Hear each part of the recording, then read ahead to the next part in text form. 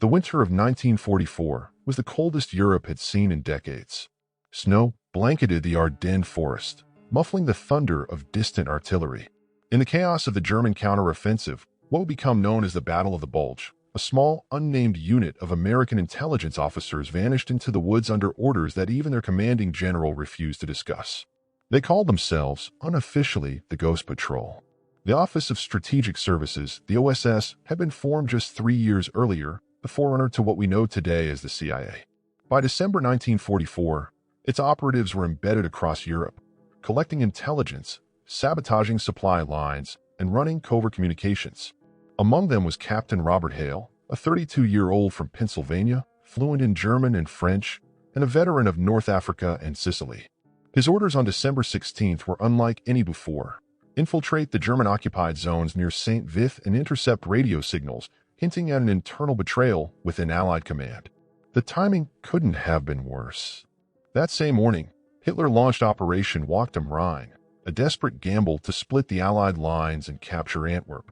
Thousands of German troops, tanks, and artillery pieces surged through the Ardennes. In the confusion, Hale's team, 6 men and 1 British cryptanalyst, moved in the opposite direction, deep behind what was rapidly becoming enemy territory. They carried little more than silenced carbines, K-rations, and a portable SCR-499 radio transmitter hidden beneath a false floor in their jeep. Their destination, a hunting lodge 10 kilometers northeast of St. Vith, already abandoned by Belgian civilians. It would serve as their listening post. As the first snow fell heavier, visibility dropped to yards. The forest creaked under the weight of ice, and the muffled echoes of tank treads grew closer. Hale's diary from that week, later recovered from the OSS archives, contained one chilling line written in pencil: "The enemy isn't always the one wearing gray." That single sentence hinted at something deeper, a suspicion that the Germans weren't their only concern. By December 18th, the lodge was operational. The team strung wire antennae through the trees and began scanning German radio frequencies. What they found wasn't standard Wehrmacht chatter. It was coded using fragments of Allied encryption protocols, the kind reserved for high-level messages between intelligence commands. Someone on the Allied side was communicating with the enemy. Their first breakthrough came from a transmission intercepted at 2,300 hours. A German operator referred to an American code name, Foxglove. None of the team recognized it, but it matched a pattern the OSS had flagged weeks earlier: mysterious cross-channel communication suggesting a leak in British or American intelligence networks. Meanwhile, the situation on the ground worsened. The Germans encircled Bastogne, the skies were grounded by snow, and U.S. divisions were stretched thin. Hale's small detachment was entirely cut off from regular supply lines. Rations froze solid. Water had to be melted over small fires that risked revealing their position. One of the men, Corporal Edwin Marks, recorded in a note, "We hear the 88s at night. Sometimes we can tell they're firing at our own lines. Sometimes it sounds closer." By December 20th, enemy patrols began sweeping the area. Hale ordered radio silence for 48 hours. The team survived on cold rations, unable to light fires or move freely. One night, a German reconnaissance unit passed within 50 yards of their lodge. Hale wrote that the only sound was the slow breathing of men praying the snow wouldn't crunch beneath their boots. It was during this period of silence that an encrypted order came through OSS channels, decoded by their British analyst, Lieutenant Margaret Reeves. The message instructed them to cease current operation and await further orders from Division HQ. The signature code, verified as authentic, carried the initials of a senior Allied intelligence officer stationed in Paris. Yet Division HQ later denied ever sending it. That contradiction marked the first undeniable sign that something was wrong inside the intelligence chain. The message had come from someone with clearance, someone who knew the Ghost Patrol's location and mission, both of which were supposed to be top secret. Hale realized the mole wasn't theoretical anymore. It was real, and it was watching them. On Christmas Eve, under the pale glow of a half moon, the team intercepted a short-range German transmission that mentioned the American ghosts near St. Vith. Somehow the Germans knew about them. How? Hale could only guess. Betrayal, radio leakage, or something more deliberate. That night, before shutting his journal, Hale scribbled a final entry for the day. "We're deep in the snow, surrounded by enemies we can see and one we can't. The operation is changing. From here on, it's not just about what we hear. It's about who's listening to us." The next morning, one of the men was missing. The footprints led into the trees and vanished beneath a fresh layer of snow. There was no sign of struggle, no blood, no sound in the air except the faint hum of static from the radio. Hale closed his journal and gave the order that would mark the beginning of their disappearance. Packlight? We move by night. The ghost patrol melted into the forest once again, leaving behind nothing but cold ashes and the hearth and the echo of a signal still whispering the code name. Foxglove. By December 26, 1944, the lodge near St. Vith was nothing but a memory, its chimney toppled by shellfire. The ghost patrol had moved deeper into the forest, guided only by Captain Hale's compass and a fading signal that pulsed from a captured German frequency. They were cold, exhausted, and unsure whom to trust.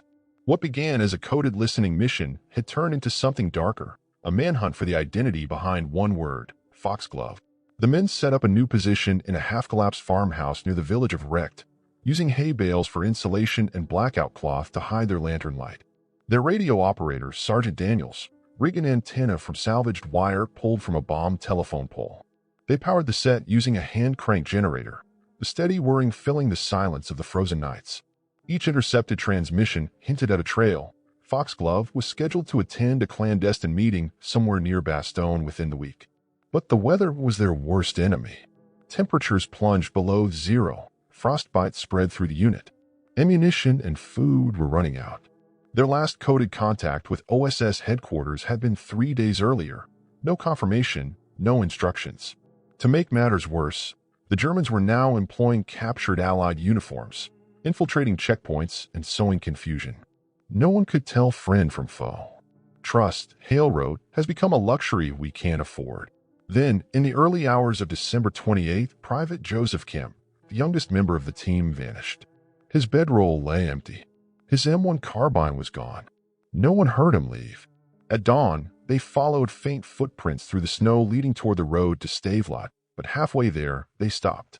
The prints ended abruptly, as if erased by deliberate effort. Nearby, a leather satchel half buried in the snow caught their attention. Inside were two things, a blood-stained map and an encoded message in German addressed to Herr Fuchs, German for Mr. Fox. The discovery sent chills through the group. The message referenced a rendezvous point between the rivers, likely a reference to the Amble Valley. Hale's eyes narrowed as he realized what it meant. Foxglove wasn't just a code name. It might have been a person or several operating under layers of deception. The team debated their next move. Lieutenant Reeves wanted to radio the coordinates to HQ, but Hale refused. He no longer trusted the line. If we transmit, he said, we might as well send an invitation. Tensions within the team grew unbearable. Cold, hunger, and fear began to wear them down. Sergeant Daniels accused Reeves of withholding information.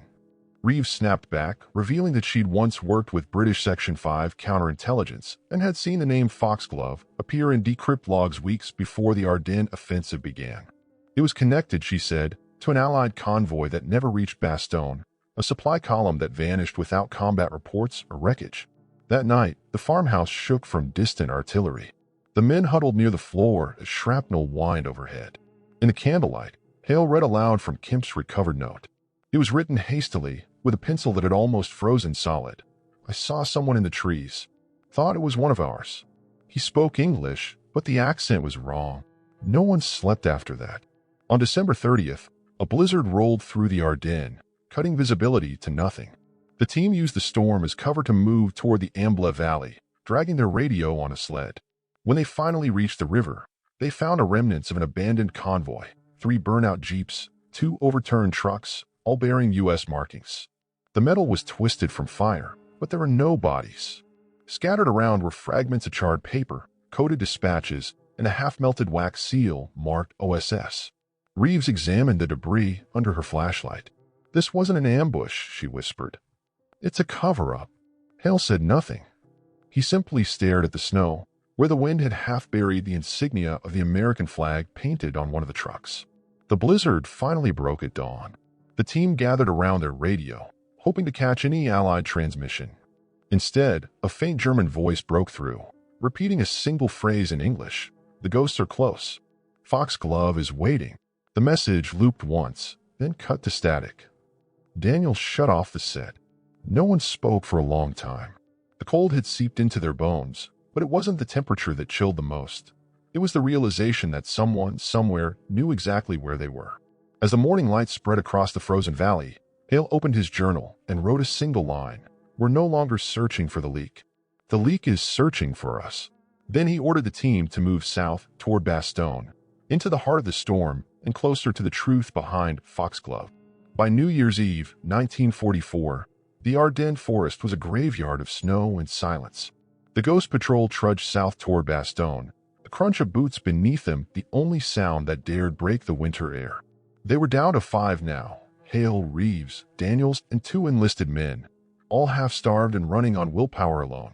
Somewhere ahead lay the wreck of a mystery convoy and the key to uncovering Foxglove, the codename that haunted every intercepted transmission. The battle for Bastogne raged just miles away. The 101st Airborne, surrounded and battered, clung to their defenses while the German 2nd Panzer Division pushed hard from the east. Every hilltop thundered with artillery. Every road was slick with ice and fear.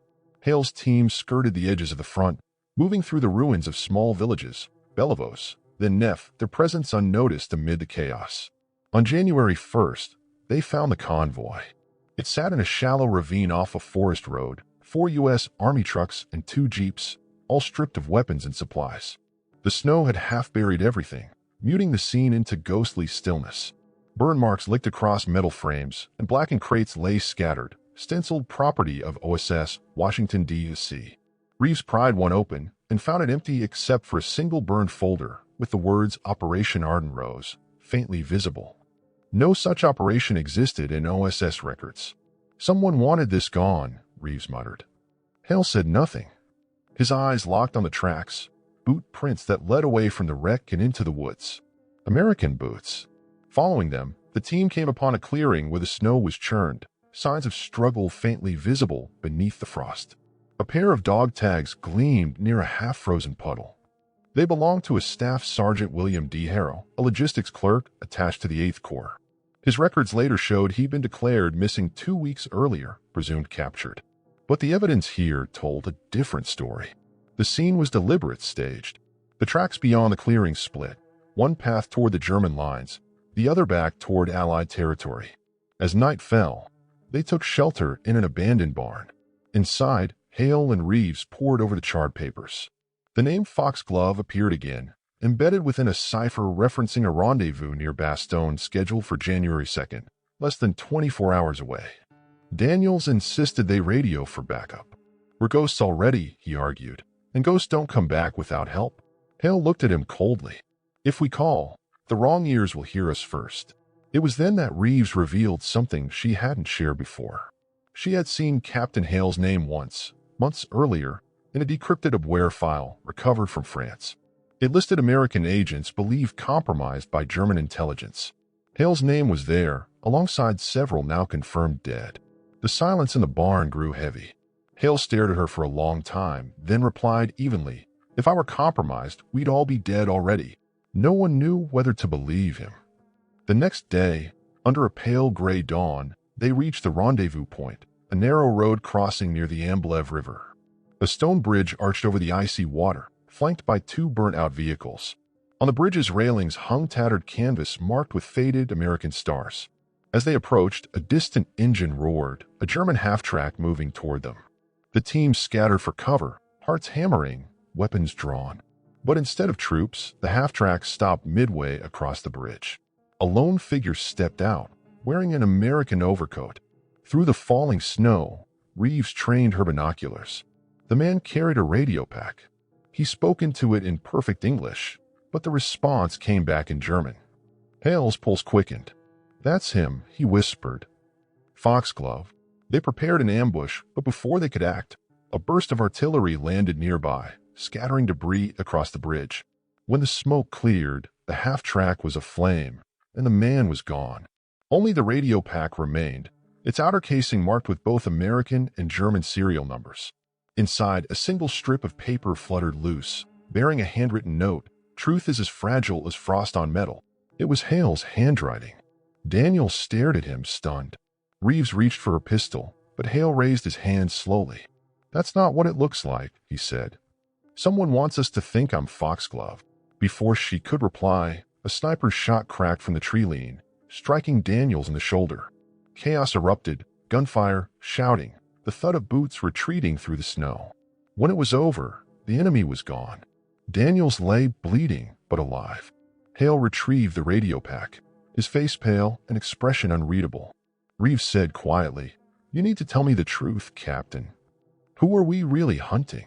Hale looked out over the frozen river, the air thick with gun smoke and falling snow.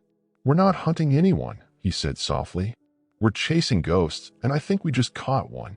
The team buried their dead that night and prepared to move again, unaware that the coded transmissions they'd intercepted were still being broadcast, but now from somewhere behind Allied lines.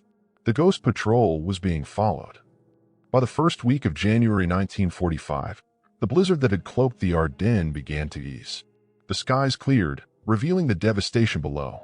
Forests shattered by artillery, villages reduced to smoking shells. Somewhere amid that ruin, Captain Hale and the remnants of his OSS unit were still moving, hunted by an enemy they couldn't see. The trail of Foxglove had blurred into uncertainty. Every clue led to another contradiction, every transmission another dead end.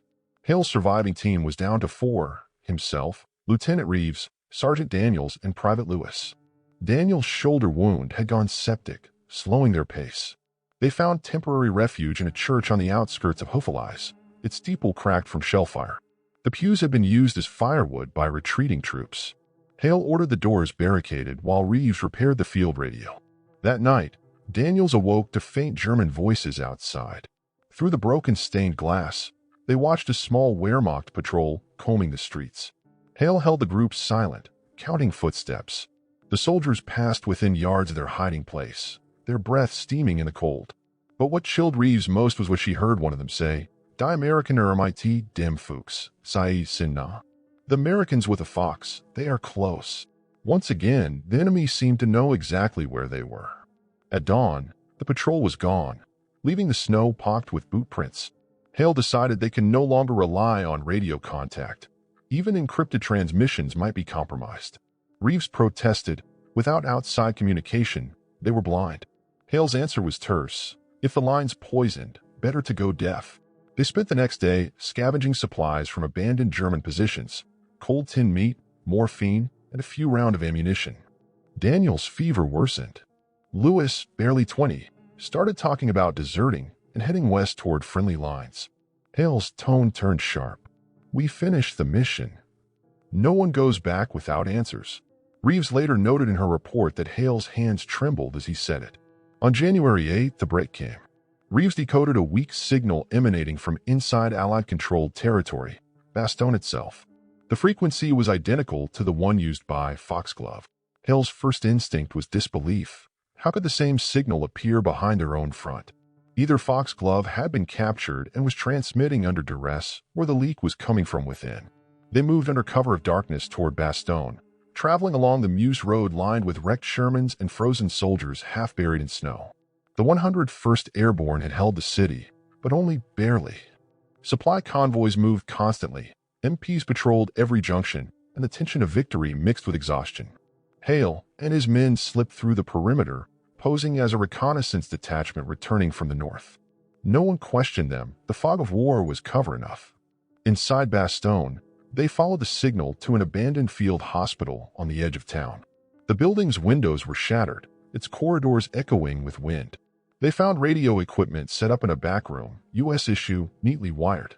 But the power cables had been cut, and the batteries were drained. Whoever had used it was gone. Reeves ran her fingers over the dials and frowned. "This set wasn't transmitting," she said. "It was recording." She wound the tape reels and pressed play. Static, then faint voices, one of them unmistakably Hale's. Snippets of conversation from days earlier, replayed as if someone had been listening to them all along. Daniel stared in disbelief. "Captain, how's that possible? We haven't seen anyone since." But Hale was already looking around the room, jaw clenched. "Because someone was here before us," he said. "Someone who knew where we'd go." They found more evidence in the basement, a blood-stained American overcoat, OSS insignia torn from the shoulder, and a small locked box engraved with the initials R.H. Hale's initials. Inside were field orders identical to those he carried, down to his signature. Reeves' face went pale. "Captain, there's another you out there." The implication was clear: a double, an infiltrator, or a forged identity used by Foxglove to manipulate intelligence channels. The realization struck Hale like a physical blow. "They used my name," he said quietly. "Whoever they are, they've been one step ahead from the start." Outside, the sound of engines rumbled through the fog. A column of vehicles, German, by their silhouettes, was approaching from the east, slipping through a gap in the lines. Hale ordered the team to destroy the recording equipment and withdraw immediately. They barely escaped through a side alley as the first shell struck the hospital. That night, camped in the woods west of Bastogne, the team took stock of what little they had left. Lewis fell asleep mid-watch, utterly spent. Reeves sat beside Hale by the fire, staring into the flames. "If they can copy your orders," she said, "then how many of us out there are following ghosts?" Hale didn't answer. After a long silence, he handed her his notebook, the same one he'd been writing since St. Vith. The last page read simply, "We were never meant to return." By morning, the fire was out, the snow had begun to fall again, and the Ghost Patrol was officially missing from OSS records. From that point onward, no Allied report mentioned Hale or his men again. By mid-January 1945, the Ardennes had quieted, the fiercest clashes of the Battle of the Bulge fading into the frozen landscape. Bastogne had been reinforced, supply lines re-established, and the 101st Airborne celebrated its survival.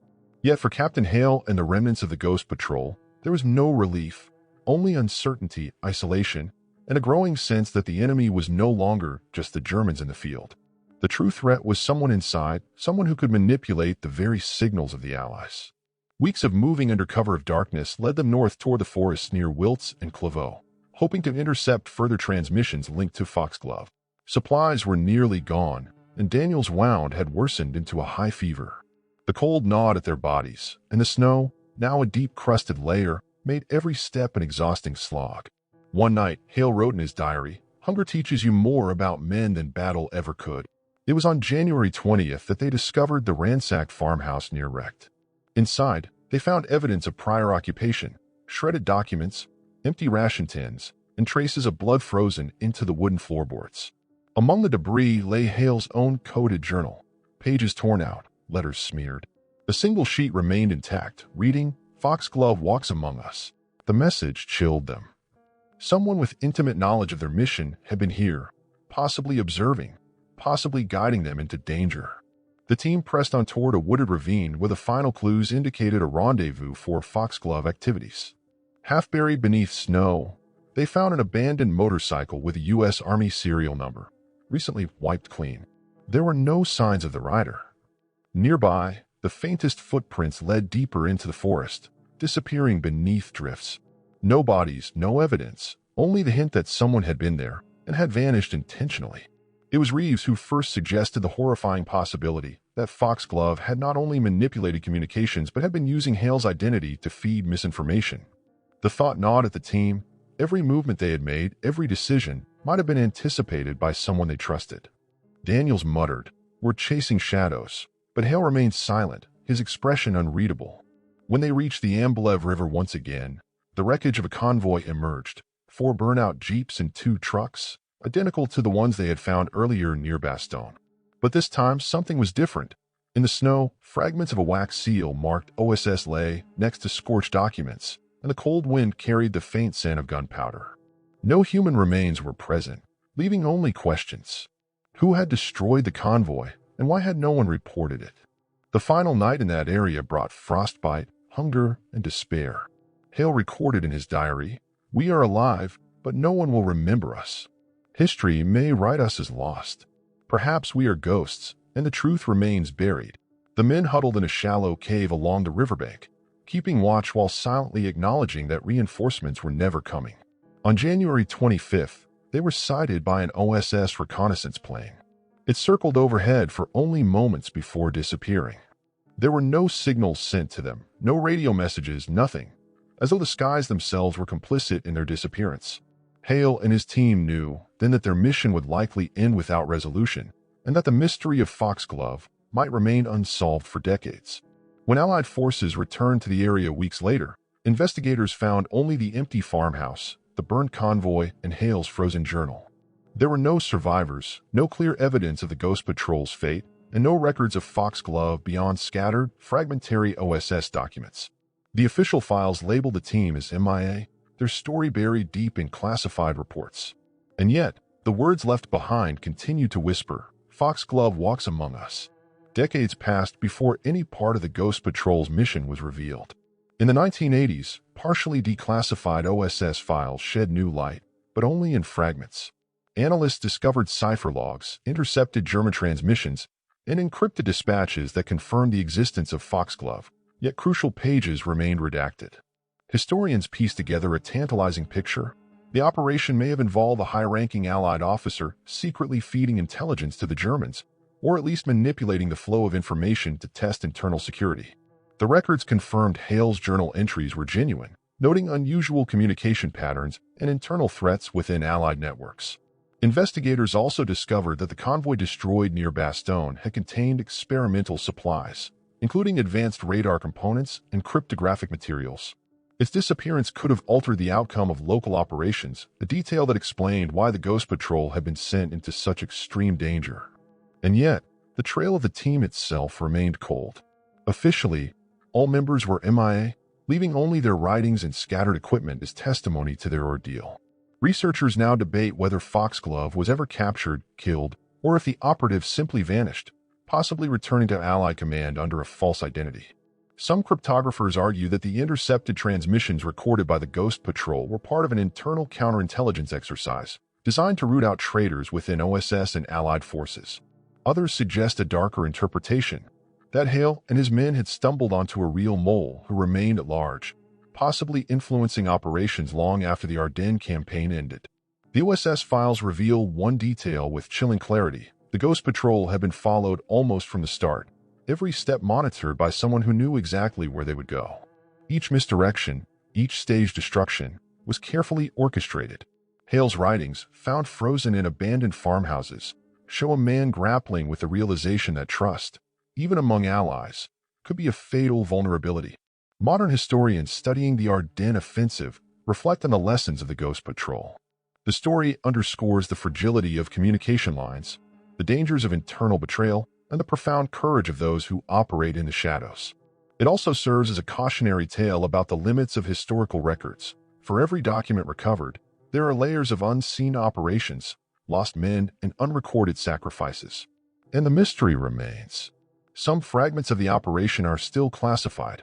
Others, perhaps, were destroyed entirely. Who was Foxglove? Did Hale and his team uncover the truth, or did they vanish before they could act? One thing is certain, the Ghost Patrol's sacrifice likely prevented a greater disaster, even if the world may never know the full extent. In the quiet Ardennes forests today, historians walk the snow-laden paths Hale once traversed, finding only echoes of their passage and the frozen remains of secrets too dangerous to reveal. Foxglove walks among us, the old journal warns still, a reminder that sometimes history's greatest mysteries are hidden not in the enemy's hands, but in our own.